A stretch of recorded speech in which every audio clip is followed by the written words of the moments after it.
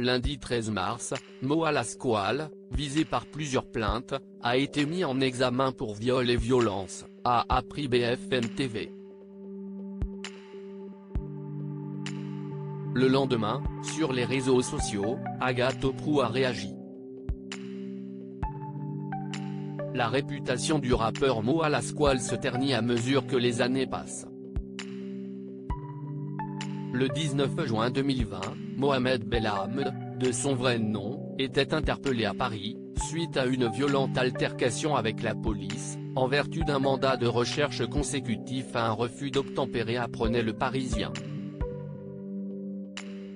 Lors d'un contrôle routier vendredi, les policiers du 18e ont constaté qu'il était visé par ce mandat et auraient cherché à l'interpeller.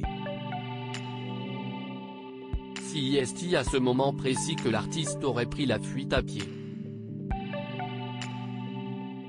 Il a donc été rattrapé par les forces de l'ordre avant d'être menotté. Quelques mois plus tard, l'interprète de Luna est visé par plusieurs accusations pour agression sexuelle et violence. Il me tirait par les cheveux tellement fort que la peau du crâne se décollait, j'avais des hématomes partout sur la tête, a confié une victime présumée dans les colonnes du Monde.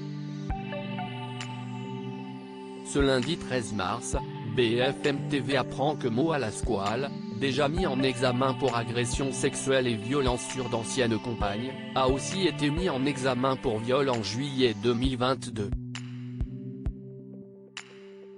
Agathe Oprou monte au créneau sur Instagram quelques heures après la sortie de cette information. Le rappeur a réalisé un démenti par le biais de son avocate, Meélise Arfi. Les faits sont formellement contestés et ne sont d'ailleurs étayés par aucun élément matériel.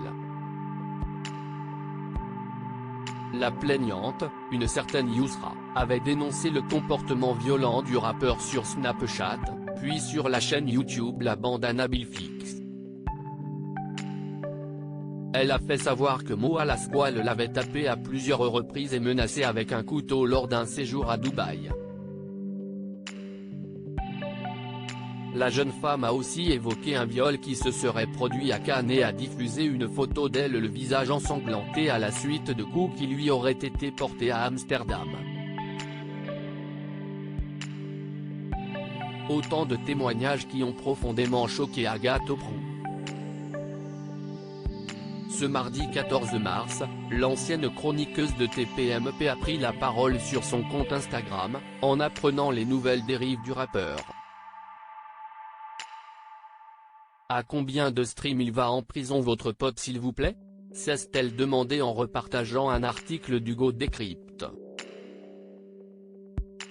Rappelons que le rappeur est en détention provisoire depuis le mois de juin 2022 pour non-respect de son contrôle judiciaire, précise la